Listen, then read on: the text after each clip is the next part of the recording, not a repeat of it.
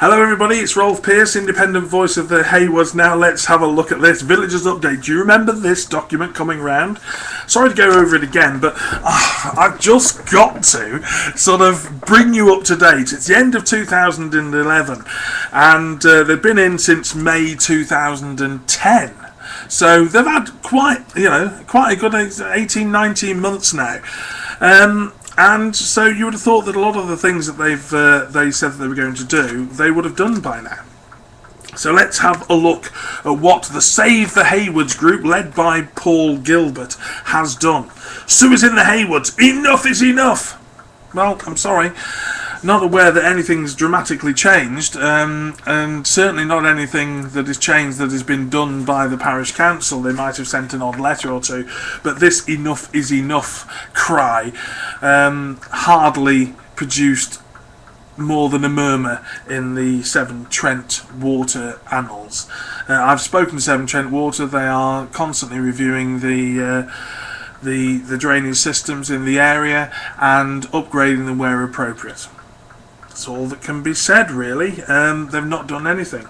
They put in here, the next thing they put down, Parish Council Chairman attempts to destroy democracy. Well, on top of all the things that supposedly John Coates was doing in the last Parish Council, this one is now restricting individuals to only speak for 3 minutes in public questions, even though it's 10 minutes, to only ask one question per meeting. That's so that you can only ask one question a month and per meeting. You're not allowed to pass notes around, and they've now sent me a letter saying, and you could not write this, I'm telling you, you could not write this, letters to me saying, right, that they are going to arrest me, right, for disorderly conduct if I disrupt any more meetings. Well, if asking a question in public questions is disorderly conduct, then that's going to be really difficult. And the other thing that they've got is, public questions is 10 minutes. Under this council, they've allowed the local police station to close. Now, the fact that that is now closed, they're going to have to wait for somebody to come all the way from Stafford. So public questions might be over by then, so I might be able to make my getaway before the police arrive, so I won't have to get arrested. So there we are. We have it. I mean, we had it in this about the housing scheme, whatever, the housing scheme that never was, that they whipped up all this furore about, and it just turned out to be a load of rubbish.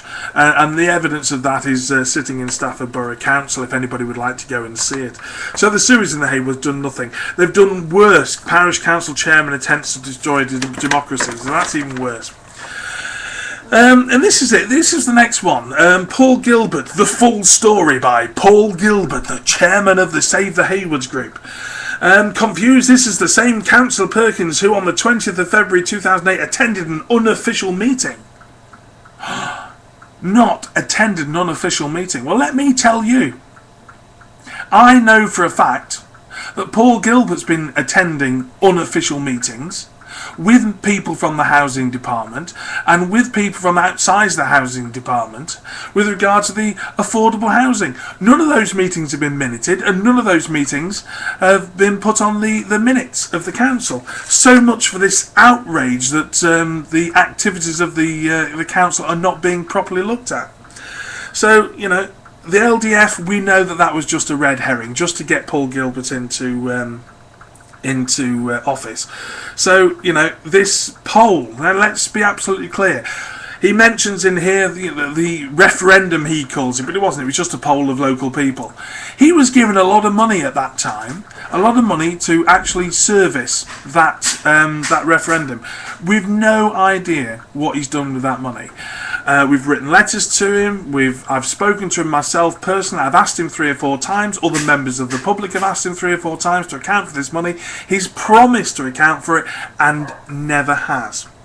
So it's really, really bad that he, is sitting there and trying to sort of make that in this particular leaflet some kind of triumph. Okay, let's move on to the next thing. Affordable housing. They're trying to block the affordable housing. I've said this before and I'll say it again. What is so wrong with trying to help the young people of our local community stay in the village? Why are they so against it? 22 homes, that's all. It's not exactly a huge amount. 22 homes, that's all we're saying. So what I'm saying is, affordable housing, they reckon there's a different answer. I'm saying build the houses, help the young of our community. Next thing, grip boxes. It's really, really funny here. They've put in here, now bear in mind this was 18 months ago. Now I don't know whether you've seen this little thing that's just come through the post, which is the Colwich Parish Council newsletter. It says an article here by Andy Cooper, Councillor Andy Cooper, who, to be fair, seems to be doing something, and said that we're going to get new grip bins. Well, he said that 18 months ago. He said that they'll be in place by the winter. Well, they're not in place, and it's the winter now. And we've gone through 2 winters since then. And yet it says here, good news is that 4 more boxes have now been secured for Great Haywood. Well, they've just announced those boxes 18 months later. So they weren't secured 18 months ago. They hadn't got all these things in place. And they've been spending 18, 19 months doing absolutely nothing as far as I can see. Borough councillors missed the last bus. Well, you've had your instructions from your concerned Tory borough councillors Taberner, Perkins and Stafford Northcote. Have you rung Arriva yet? That is absolutely amazing. The next article in here, borough councillors missed the last bus. Well, they've missed the last bus. They're now running around again. You know, Sylvia Gibson's running around here trying to sort of get something sorted out about the buses. But what they failed to mention to you is that the tenders for the buses were up months ago. And they did nothing. They were invited to meetings to go and sort out the tenders, because that's when you need to speak to the bus companies, when they've got to impress the council to retain their tender. You put the routes in, what you want extra, and you get it in there. And I brought it to their attention and they did nothing.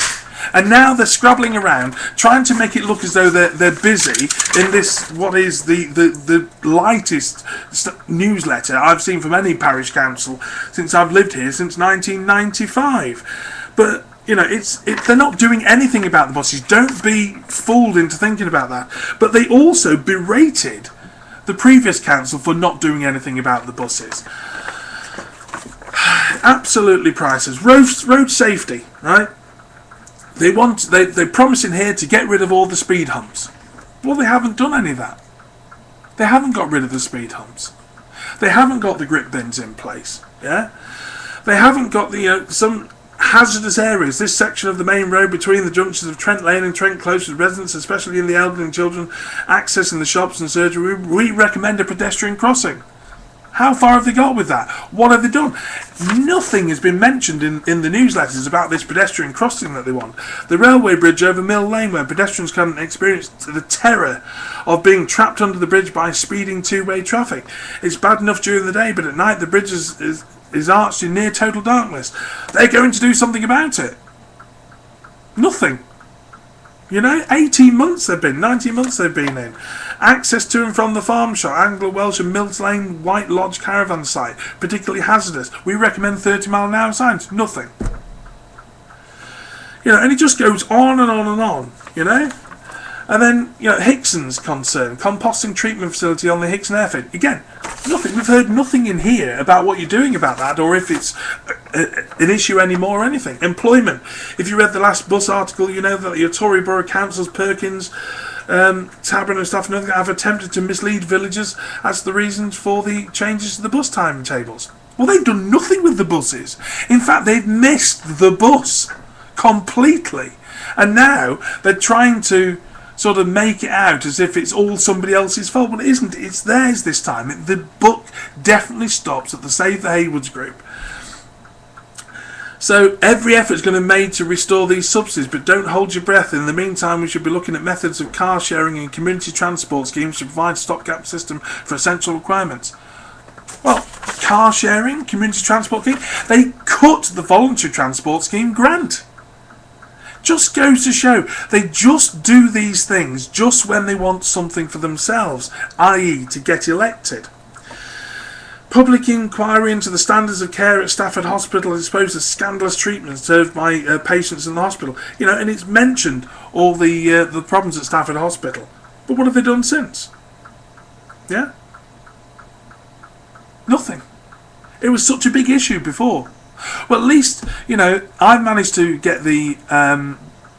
our local MPs, both Bill Cash and Jeremy Lefroy, plus the Borough Council, plus the County Council, to start looking at it. We've now got 20,000 signatures on a petition, county-wide, to make sure that the Stafford A&E Council, that's action, that's activity, not just writing a bit in a leaflet and then just doing nothing about it. It mentions about the Jubilee playing fields. But what have they done about it? Nothing. It's still, 18 months later, it's still in exactly the same condition as it was before. Yeah? They moan about it. They send a letter like somebody from the 19th century and then wait 2 months for the letter to return and then do something, and then wait for 2 months once they've sent another letter, and that type of working is just gone with the arc. So it mentions clearly a lot of things: sewers, grit bins, loads of stuff they're going to promise, and they've just delivered nothing. So next time you get an email or you get a letter from the Save the Haywoods group, just remember, it's all a load of hogwash. They're not really doing anything. And look at the quality and the information that's in the latest newsletter. And that's 3 months' work. 3 months' work on your behalf. I know they volunteer, but why volunteer for a job if you're going to do nothing? Right, thank you very much for watching. Rolf Pearce, Haywoods Independent Campaigner. Sorry this was a bit long, but I think it was important that we went through that leaflet and showed you how much the leaflet they sent out was just utter rubbish. Actions speak louder than words, and they've done nothing. Speak to you soon.